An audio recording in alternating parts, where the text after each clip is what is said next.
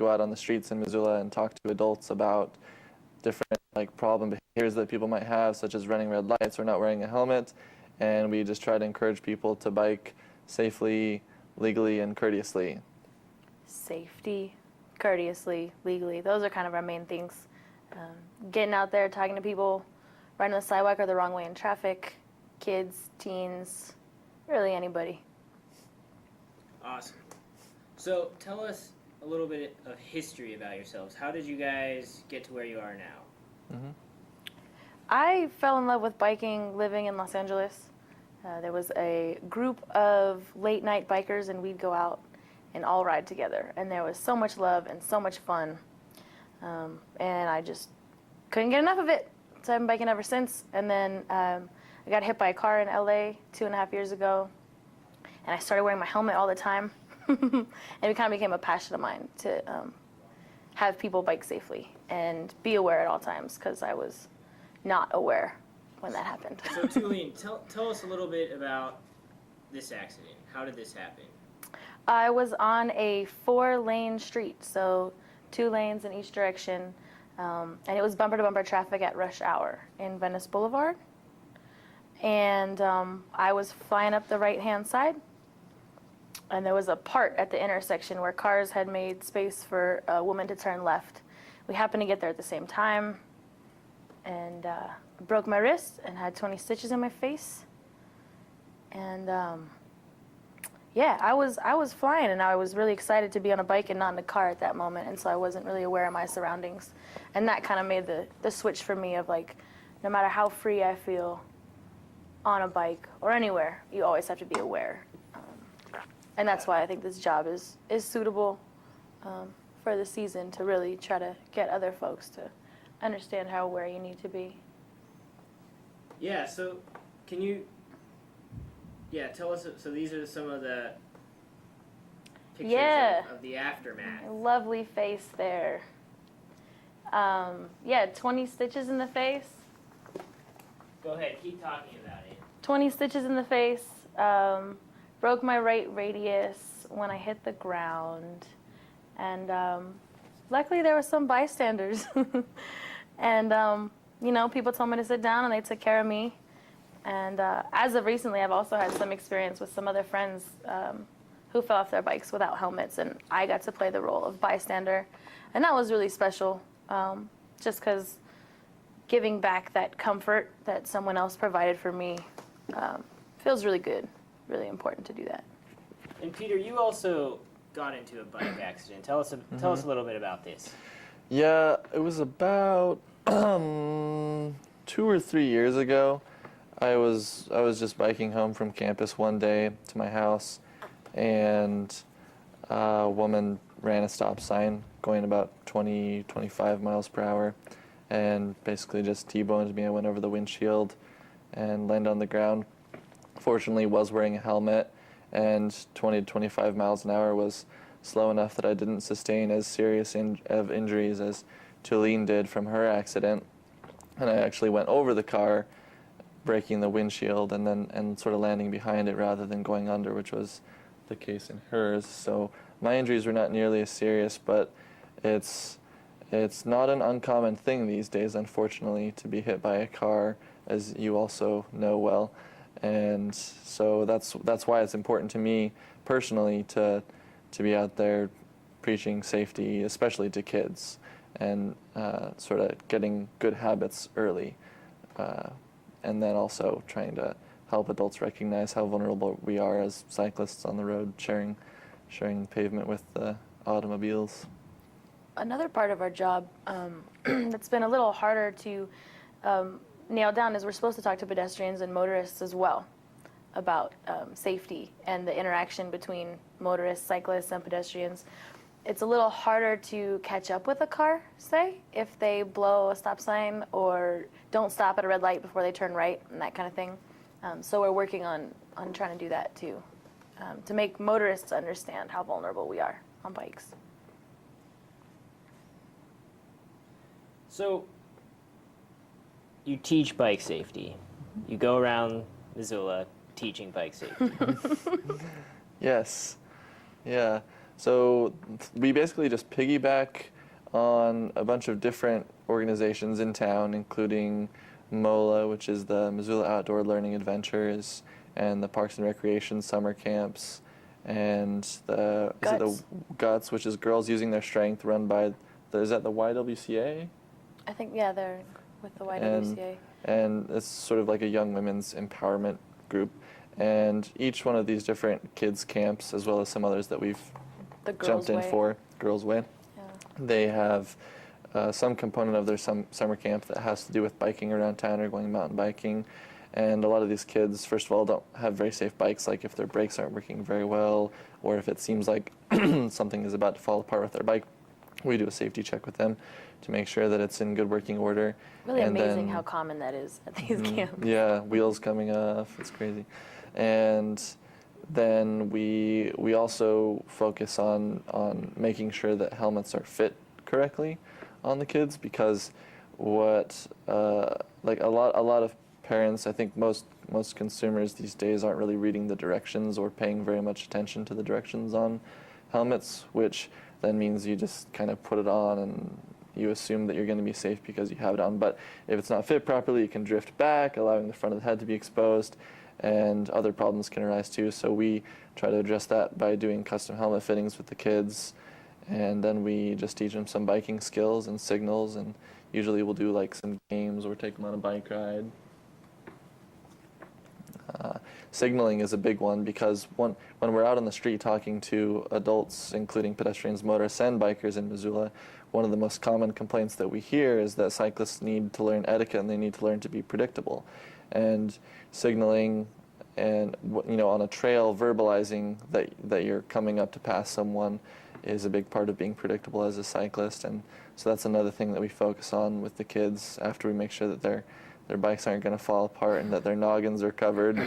Then we'll try to encourage them to be predictable and be vocal on the trails, which seems to be appreciated, because there's always, whenever we take the kids on rides on the Kim Williams or other trails around town, then the adults that we run into are always very grateful, and they sort of smile and see that the kids are learning at a young age. In unison, they'll say, "Passing on the left." Yeah, and the adults just sort of cackle because it's really cute, and also I think that most people seem to appreciate it because they know how important it is to not, get blown by somebody or to get accidentally bumped into on a trail, because obviously there's a lot of downsides to that. So. All right, great. Well, I just got word that we have our other guest, Bob Giordano. He's in the station now. So let's cut to a break, and we'll get. What, Scott? 1 minute? Okay, so, all right. At any rate, Bob's in the building. We'll have him on soon. We can keep talking about kids camps. Yeah, I want to... I'd never played red light, green light before on a bike. Mm-hmm. Red light, green light's a great one for the kids. It's like, can we play red light, green light? Because we were doing like a slow race, and play this game called Foot Down, which is also fun as an adult. Mm-hmm.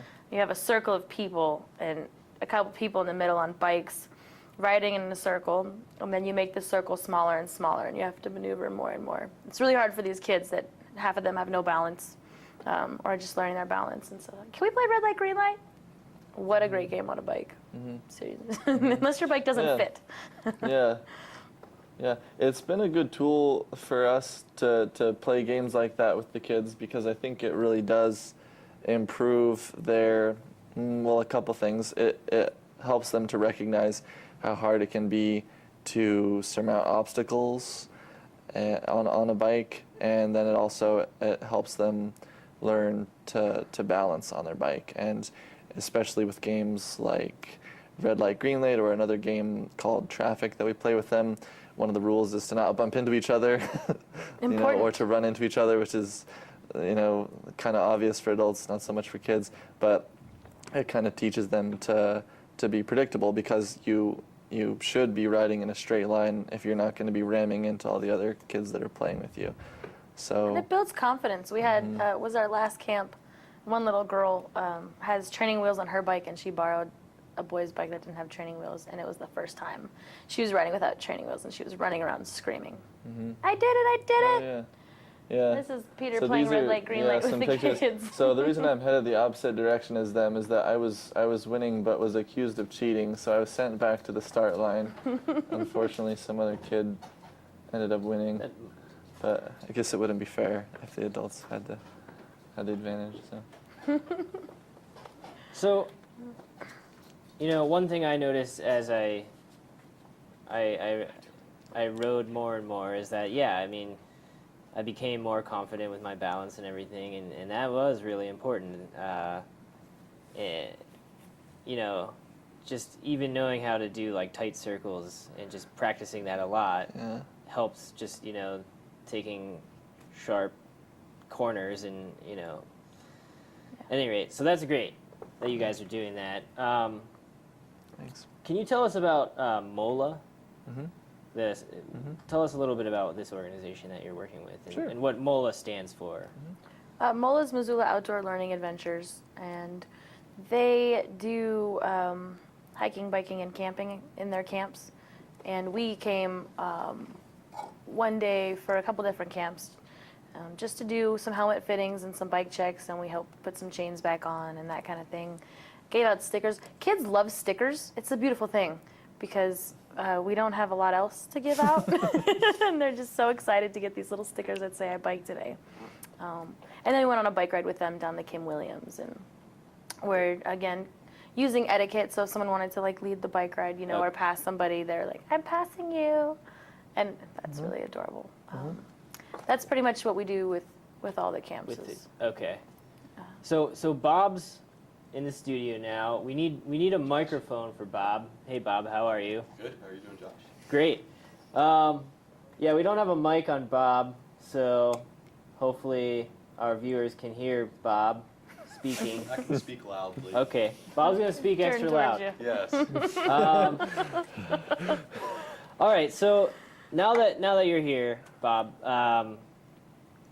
I think we should talk a little bit about what you're doing with your organization, Missoula Institute for Sustainable Transportation, and from there, maybe we can segue into some more bicycle advocacy things going on around town, and also I still want to get into the nitty-gritty of the laws, because I know there's a lot of laws out there that people might not know about, which are really important. One thing that I just found out about is that you can get a DUI on a bike, which that's probably important for a lot of younger adults in their lives who might be going out to the brewery or whatever. Not in this state. Not in this state, you can't. But in some states you can, and it's actually a CUI. A CUI. Cycling under the influence. Cycling. So you cannot get a cycling under the influence. No, In you would get a Montana. drunk in public. Drunk in public. But it will not go on your driving record. California, Not in where I'm Montana. from,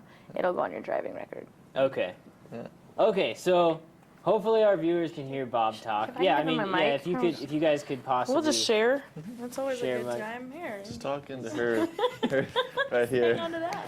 We're having some technical difficulties Yeah, with our fourth mic, so we're gonna have to share here. Sharing's good. Sharing is good. It's a Awesome. perfect opening statement. Yeah. So Bob, tell us about MIST.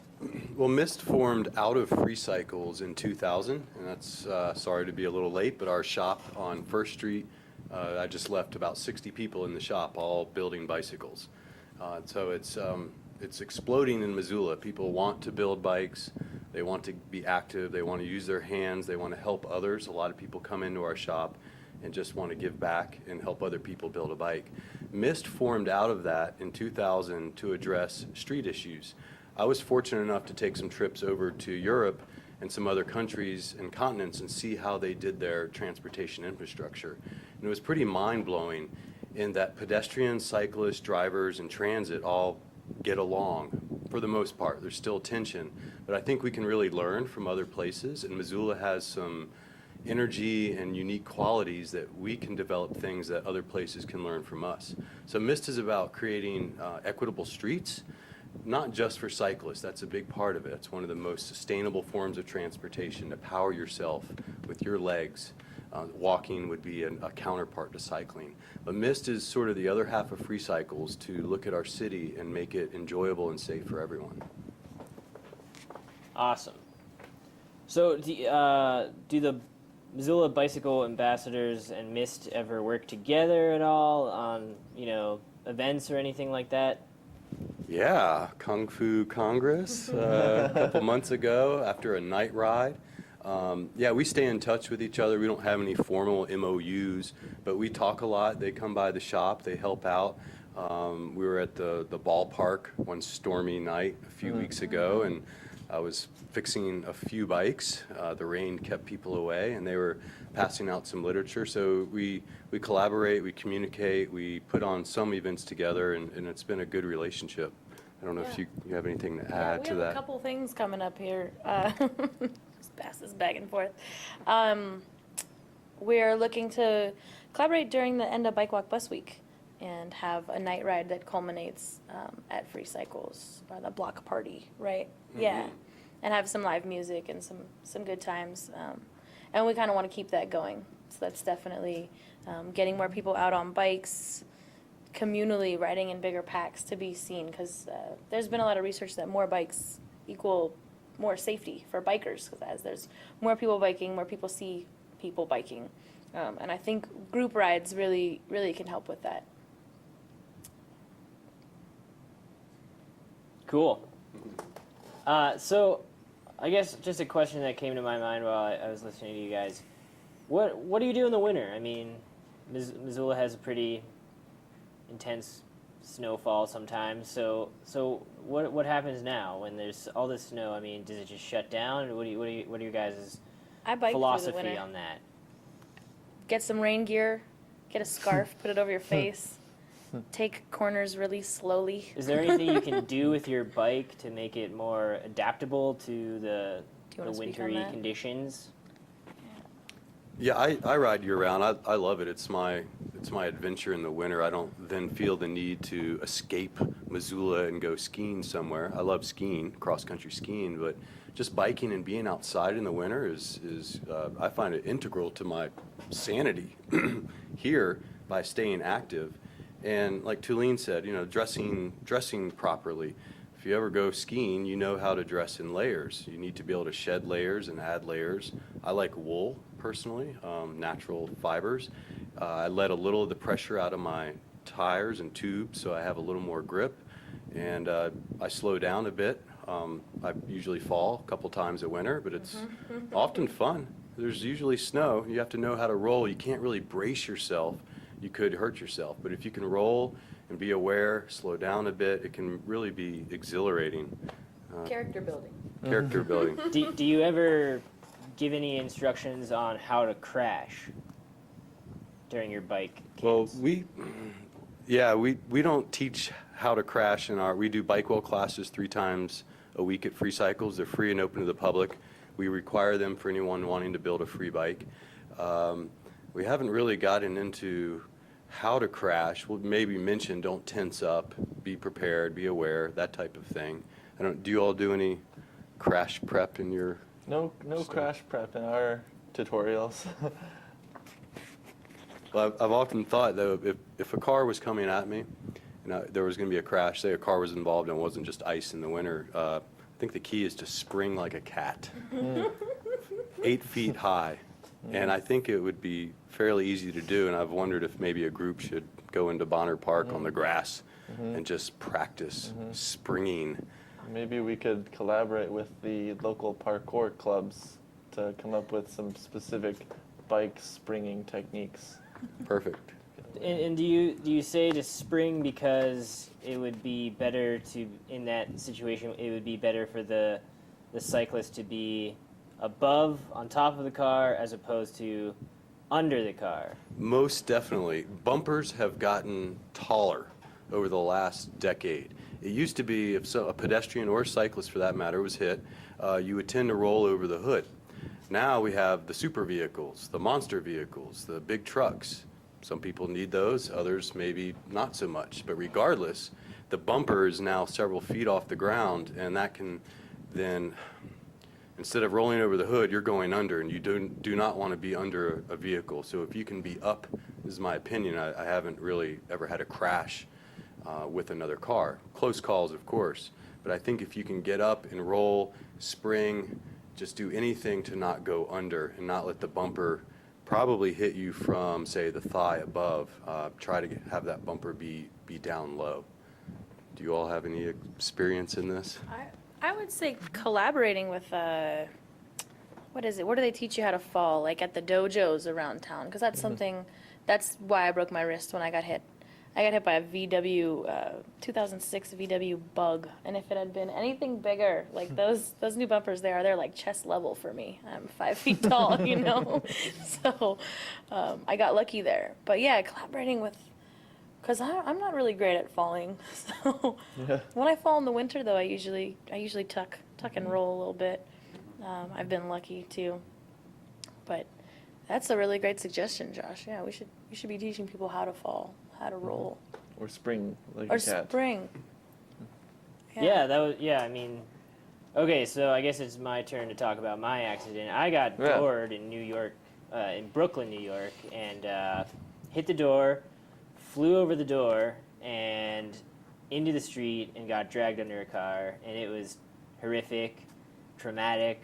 I shattered my collarbone, sprained my knee.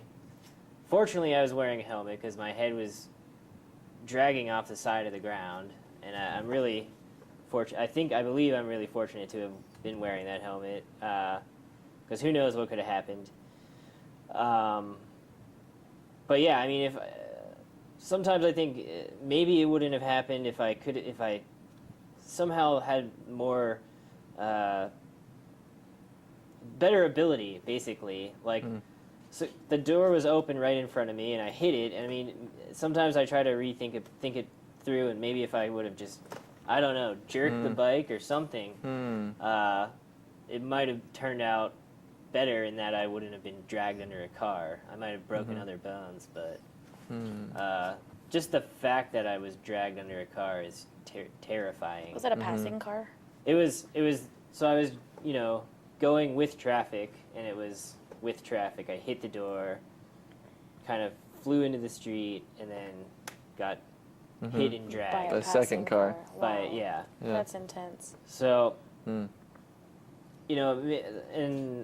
honestly, that was like, I've had a few more years of riding since then, and I feel like I'm a lot better at like my bike handling than I was. So, I mean, I definitely think like if you could incorporate more bike handling and crashing, that might save somebody. I don't know. That's kind of a good segue to talk about laws, because one thing I refuse to do is to ride in what's called the door zone, which is the 4 feet next to cars. And in this town, some of our bike lanes are in the door zone, and in those instances, I'll take the lane. And that is a legal thing to do. A lot of drivers don't know that. A lot of cyclists don't know that as well. It is a legal thing to do, when it's not safe. They say you can ride as far to the right as safe as possible. So if it's not safe, on that door zone, it's not safe. I mean, I always ride right on the very far end of the bike lane, like pretty much like To the on left? the line. Yeah, to yeah, the left. I do that too. Because getting hit by a door, you're like, there's no way I'm gonna ride No. Can't let in that the happen bike again. lane. Like, even if I'm in the center of the bike lane, I'm still Vulnerable. in threat of and vulnerable getting hit.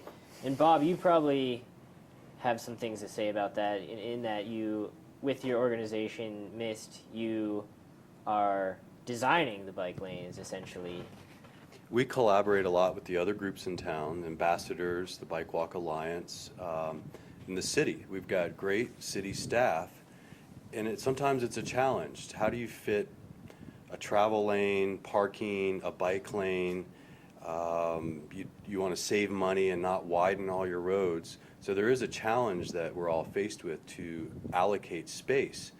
Now, having said that, we shouldn't be designing bike lanes that are in that door zone if parking is present. And we've looked at research from around the world, and you need to have that bike lane out from the door zone. The bike lane should be about a minimum 5, that's what the national guidelines call for, but 6 feet is a much more comfortable width. So anytime a road is repaved in Missoula, we're looking at the proposed widths or the widths that are on the ground. And you and I worked on some of this on 5th and 6th Street between Higgins and Arthur. That road was chip sealed, and we went out and measured and found that bike lanes could fit. So Missoula has a complete streets policy that says anytime a road's redone, you'll look at accommodating cyclists and pedestrians.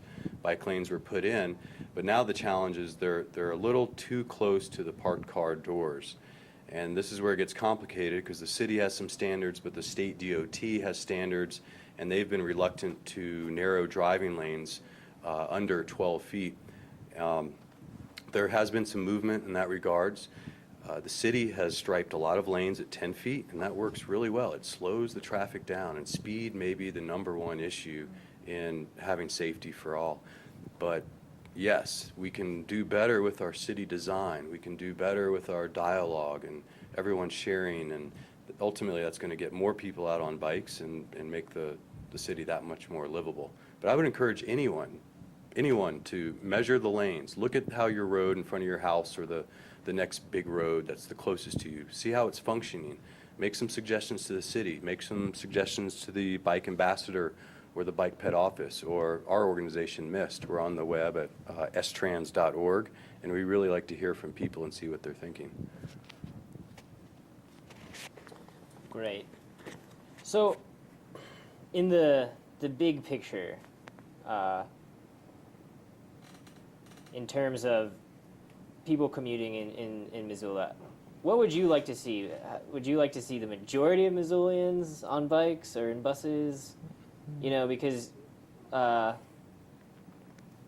we are living in a new era of climate change, right? And I mean, this has been scientifically confirmed that it's by international science organizations and science alike.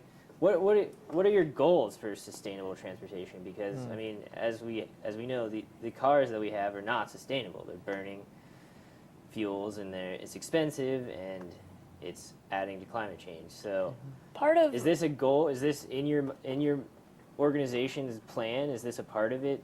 You know, trying to convert more people to riding bikes.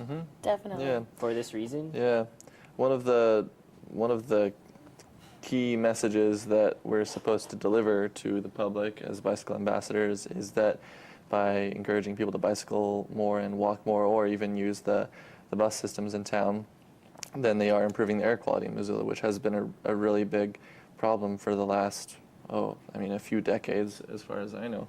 So it's definitely a goal of ours, and we are a really small force in improving the air quality, obviously, but that's definitely one of the main messages of us as bike ambassadors. Part of where our paycheck comes from is from CMAQ, and that's CMAQ. I can never remember the first two letters. Congestion Mediation and Air Quality Grant. Yeah. So definitely that's a big part of what we're doing is if we can get people to bike safely and courteously and legally and foster more positive relationships between motorists and cyclists, then hopefully more motorists and pedestrians will feel more comfortable cycling. So that's definitely a big part of our job. Yeah, I had kind of a cool experience a few days ago where I was biking on this road that's out by Alberton. It's must be the eastbound freeway that's coming from Alberton to Missoula, and it was just recently repaved with fresh asphalt, and it's still closed to car traffic. And so there's on the one side of the road there's 2 lanes for cars, and then on the opposite side of the freeway then there was 4 open lanes. And I was biking back and forth across this with my girlfriend coming back to Missoula, and I was thinking, imagine if this was the future of bicycling, where we just had 2 lanes for cars and 4 for bikes, and that was the standard.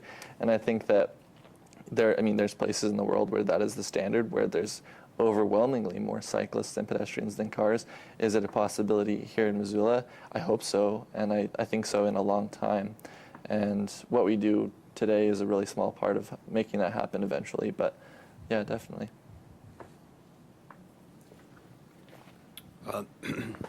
MIST does not have any set goals of increasing ridership. our main focus is we have three pillars: safety, equity, environmental soundness. So if cars were safe, fair, and didn't pollute, it might be a workable mode of transportation. Well, we're averaging about 10 fatalities a year in the Missoula Valley in car wrecks. With bicycles? No, car to car, car to ped, or car to bike. And about 200 severe injuries. Every other day, someone is severely injured in this valley. That's not acceptable. So we can do better. If you think about what does a sustainable car look like, well, it's probably running on something other than gasoline. That's feasible. It's probably going to be made with all recyclable materials. That's feasible. It's probably going to be going a lot slower so that it's safer. That's feasible. Maybe it's pedaled instead of fueled by gasoline. Yeah, so maybe you actually think about a sustainable car and it looks a lot like a four-wheel bike. But there's got to be room for all modes. But what we found in our surveys we've done is that so many more people, drivers included, would bike more often if it was safe and enjoyable. So that's our focus right now, is to make safe, enjoyable bikeways and walkways, support the bus service in their quest to make service better. And we've done some estimating that likely we would see about 50% shift from driving into walking, biking, and transit, a voluntary shift. We don't have to do anything draconian and force people out of their cars, but we can make these other modes so appealing that people want to save money. They want to get exercise. They want to be a part of the community a little bit more and slow down, perhaps. So it's an interesting question about should we be shooting for certain types of mode shifts. In Copenhagen, 25% bike, 25% walk, 25% drive, 25% take the bus, roughly. In a typical American city, about 90% driving and 10% those other three modes. Missoula is way ahead of the game, but we do have a lot of potential to make this place, I would say, a lot more livable. Speaking of car accidents where people get seriously injured, I was riding my bike on Broadway. I was riding on the bike lane, and this was just happened Friday. I was riding on Broadway, and I was coming up to the intersection of Orange Street, and I saw a mother walking her young son and daughter across the crosswalk. And as I was biking up to the red light to stop, basically where they were walking, another car went through the intersection when it wasn't supposed to go, and another car hit it, and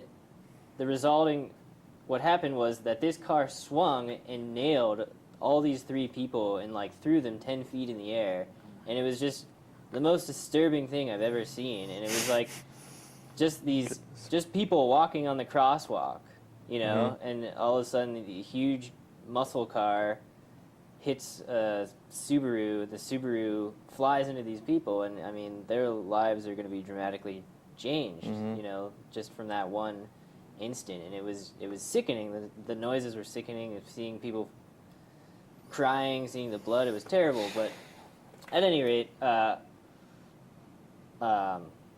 so I do think that cars are driving too fast. I do think there's too many cars. I do think the cars are, responsible for polluting the earth. So I think that is a good way of going. Good mode is offering a safer, more enjoyable environment for cyclists in Missoula. So that's great work that you guys are doing, all of you. Well, I think we're about to wrap up the show. Is there anything else that you'd like to add before we go, or do you guys have any events coming up that you'd like to talk about? Yes. The St. Patrick's Hospital sells bicycle helmets and skateboard helmets, equestrian helmets, skiing helmets, all for wholesale prices. And their helmet sale just occurs once a month, and this month's is on July 25th, which is this Thursday, from 12 to 3 p.m. And we really want to encourage anybody who needs a helmet to show up and get one for a wholesale price, which is $8 for a bike helmet and $10 for a skateboarding or multi-sport helmet. Excellent. That's great. And I will stress again to the viewers, if I was not wearing a helmet when I was doored and dragged under a car, I might not be sitting here today. There's a really high chance that I might not be sitting here today, either incapacitated from brain trauma or not alive. And I'm serious. So wear your helmet.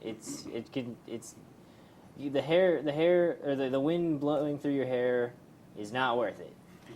Put the helmet on. Helmets are sexy. I don't know. I agree. Yeah. I think helmets are sexy and they look smart. You know, I have worn my helmet since I got hit, and if I had been wearing a helmet when I got hit, which actually floated through my mind at the time because drivers were coming real close to me there in LA, I wouldn't have my battle wounds. Yeah, she's Yeah. right. I always wear my helmet if I am attempting to pick up women. And it always increases the odds.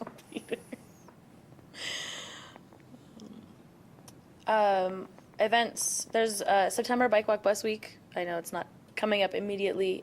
That's the 8th through the 15th, and we'll be on campus and around town.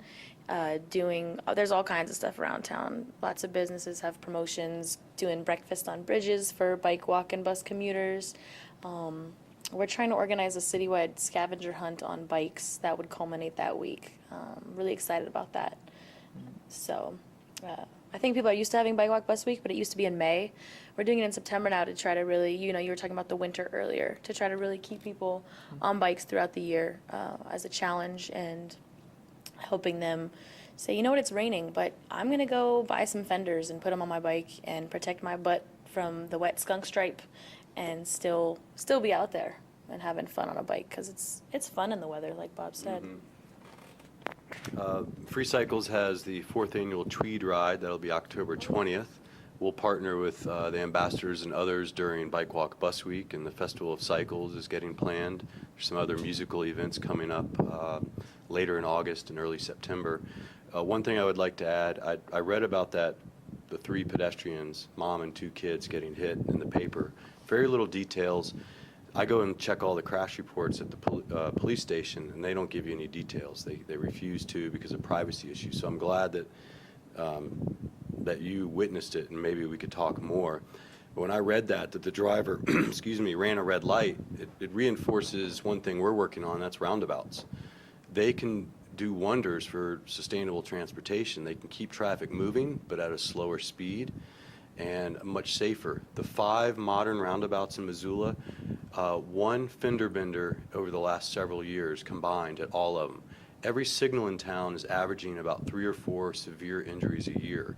So with roundabouts, if you get them right and they're just one lane, people slow down, they look at each other, it's all right turns, and everything flows in the universe, but there's no right angles in the universe and no stop and go. But somehow we've designed our cities that way, so I think we can do something simple and replace stoplights with roundabouts, and that could actually really help promote some of the things we're talking about today. Awareness is my final bit. That's really it. In a car, walking, you got to look around. Keep your head on a swivel, because, there could be a meteor falling out of the sky, too, So you gotta look up too. You got to look all around. You Yeah, I never always know. feel like I have sort of like cat sense or something when I get I did get in that really bad accident, and it scared the crap out of me. And it's taken years for me to like actually get back on the bike and be comfortable. But now that I get on the bike, I have this really crazy spidey sense, and I love it. It makes it more enjoyable. I feel like I'm getting more out of life just in my daily commute. I feel like I'm really inherently living more by riding my bike, and also the exercise is great for my health, both mentally and physically. So awesome. So I think that is our show for today. Thank you for joining us, Peter, Tuline. Go ahead, Tuline. Do you have something? I was just going to mention something else. If you do not have bike lights, we do free bike lights at City Hall. Oh yeah, can you throw up a picture of the bike lights, Scott, or We'll throw up a picture of the bike lights because this is something that you guys do. Go ahead, keep talking about it. 435 Ryman is City Hall. We work right next to the Bike Ped office and right next to Missoula in Motion, and we give out free front and rear lights to anybody who needs them. We want the city as lit up as possible. We want everybody to be seen, and that includes, there's some cyclists that refuse to ride in the street. They want to ride on the sidewalk, and so it helps pedestrians see them. What else? Free bike lights. Mm-hmm. Free stickers. Free stickers, and if you have any questions, we're at 435 Ryman in the basement, or the dungeon. The dungeon of City Hall. Come and get your free bike lights. Yeah, come get some free bike lights. Thanks, Josh. Yeah, thank you guys. Thank you, Josh. All right, so forget the pictures. Well, guys, if you want to see the bike ambassadors, they do give out lights, which are really important. Also, probably just as well, pretty close to as important as wearing a helmet. You need to have lights on your bike if you're traveling at night. And it's not about the cyclist being able to see the road. It's about cars being able to see the cyclist. And you want a front light and a back light all the time. And as you guys also talk about it in your laws that you summarized, you also want to have lots of reflectors too. 8 reflectors, and the law requires 1 front light. Okay. The law requires, so it's 8 reflectors and 1 front light, but I also say put on a backlight. Right, a with red a backlight. backlight. Yeah. Great. So thank you for joining us on this edition of Missoula Current. I'm your host, Josh Meny.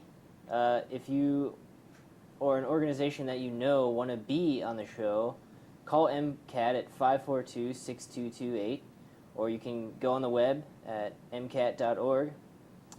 Again, I'm Josh Meny, and thank you for joining us on this edition of Missoula Current.